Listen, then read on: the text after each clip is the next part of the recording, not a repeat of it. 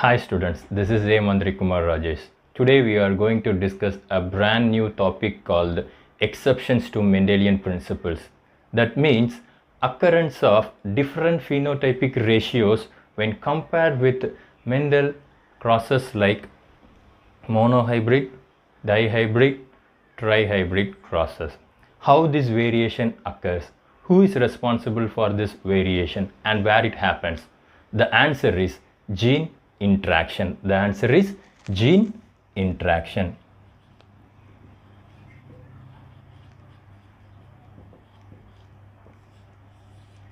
First, we must know the definition for gene interaction. So, it means when expression of one gene depends on the presence or absence of another gene in an individual is called gene interaction. It's called gene interaction. So, when expression of one gene depends on the presence or absence of another gene in an individual is called gene interaction. In gene interaction, we have two types of interactions. Now, I am going to tell what are they. I told you earlier there are two types of gene interaction. They are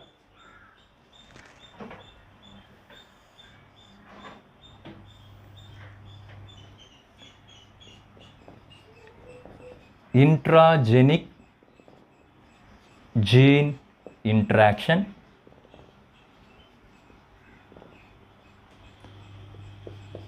intergenic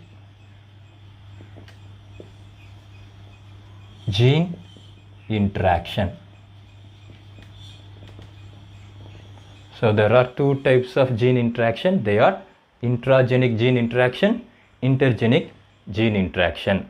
Now I am going to define the two types of interaction one by one. First I go with intragenic gene interaction.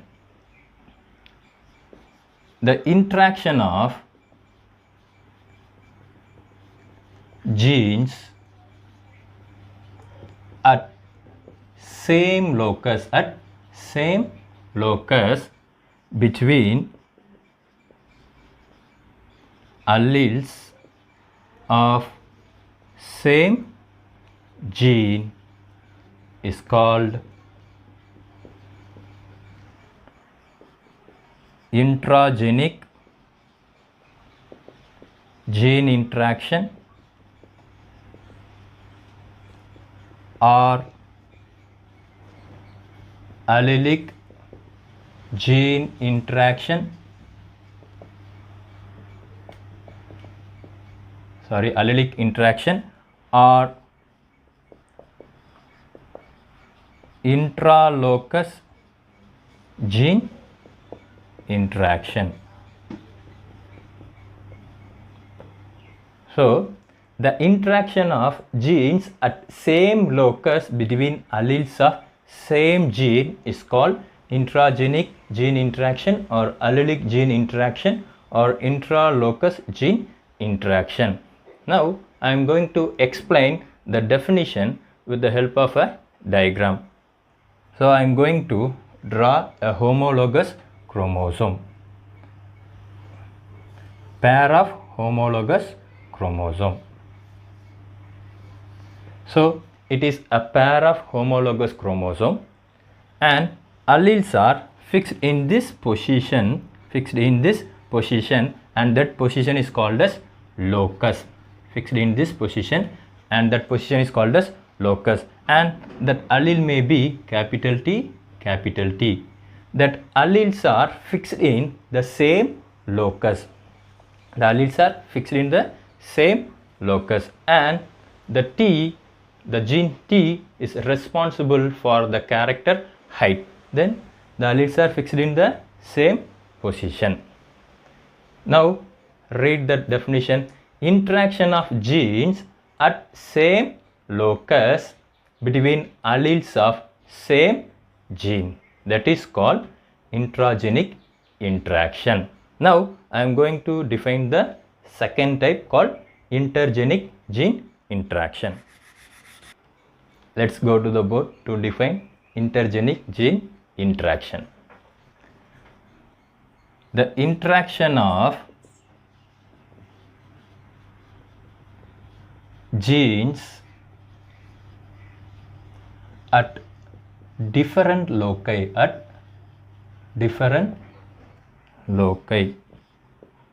between alleles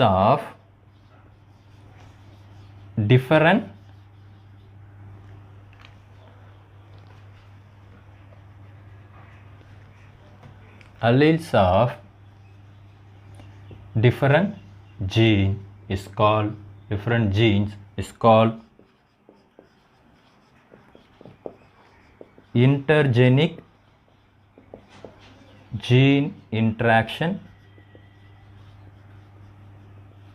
or non-allelic interaction or interlocus gene interaction.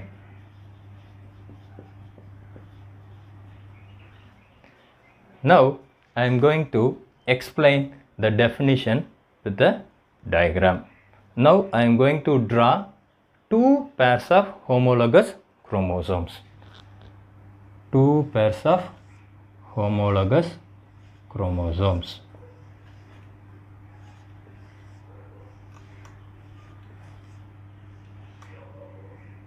In first pair, that allele may be fixed in this position and it may be capital T.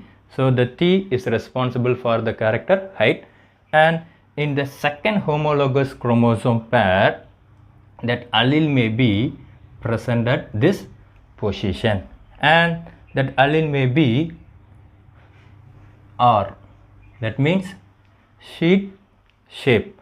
So the capital R is a gene responsible for sheet shape. So here the interaction of genes happen between two different genes at different loci,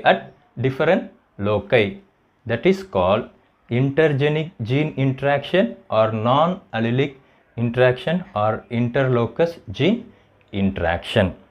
Now I am going to give examples for intragenic gene interaction and intergenic gene interaction. The examples are, I am going to write some of the examples for intragenic gene interaction, what we are going to explain in future videos or upcoming videos. So the first one is incomplete dominance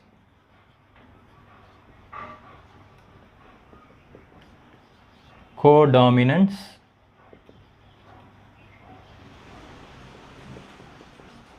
multiple alleles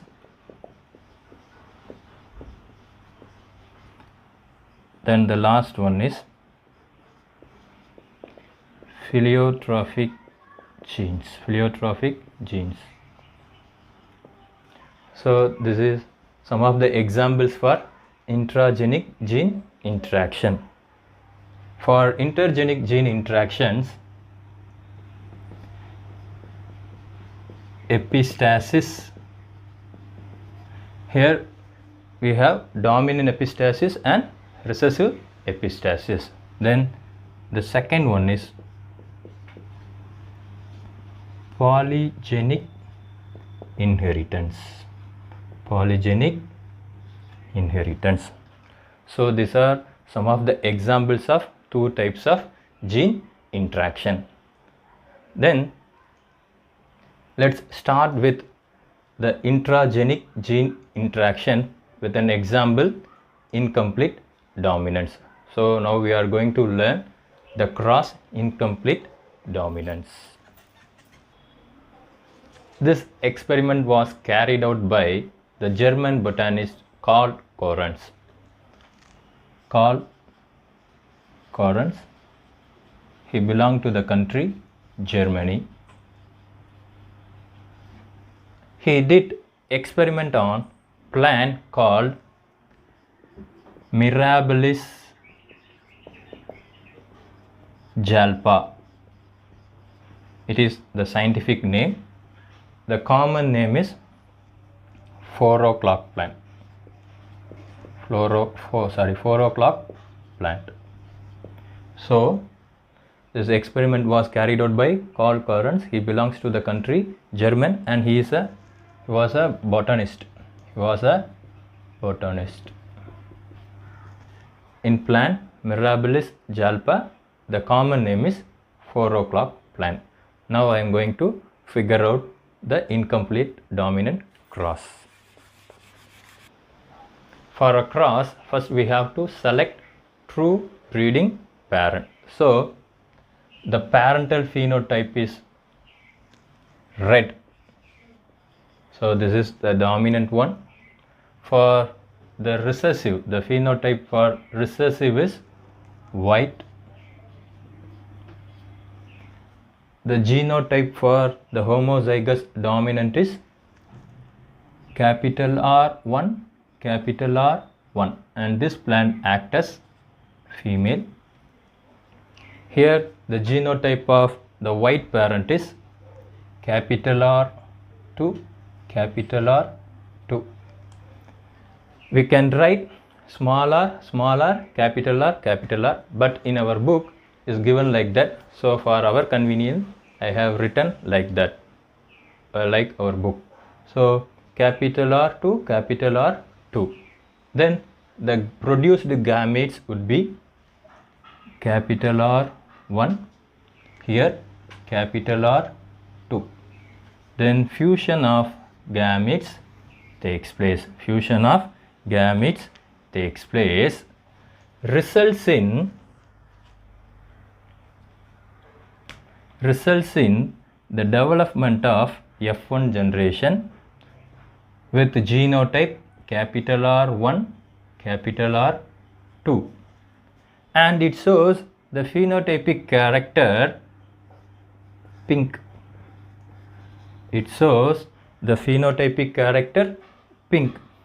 So the phenotype of this F1 generation is totally differ from the parental phenotype. The phenotype of the F1 generation young ones are totally differ from the parental phenotype, red and white. So that means this cross did not obey the law of dominance which was proposed by the Mendel, because according to the law of dominance, the dominant character should be expressed in F1 generation, but in this case it shows the pink character, it shows the pink color. That means it shows the intermediate character. So the law of dominance is not applicable here. So when one allele is not completely dominant over another allele, it is said to be incomplete dominance. Then this F1 generation is allowed to self-pollination. So F1 cross with F1, that means capital R1, capital R2 cross with capital R1, capital R2. So now I am going to develop the F2 generation. Self-pollination takes place, and the gametes produced by these two individuals are capital R1, capital R2 cross with 1, capital R 2. So these are the gametes produced by these two individuals, and these gametes going to placed in the Punnett square.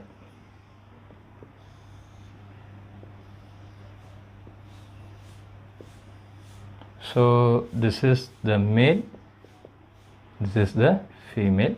So male gametes are going to placed in the rows, female gametes are placed in the column. So capital R1, capital R2, capital R1, capital R2. Fusion of gametes takes place. So capital R1 results in the young one, which shows the red color. The flower shows the red color. Here capital R1, capital R2 results in pink color. The flower shows the pink color. Then capital R1, capital R2, and it shows flower color pink.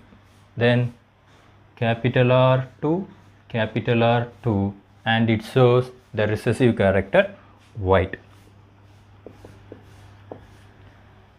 In F2 generation, we are able to obtain both phenotypic ratio and genotypic ratio are found to be identical.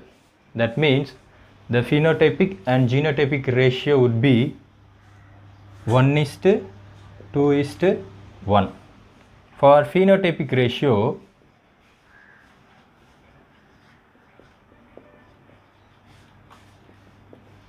only one red color flower plant. So capital R1,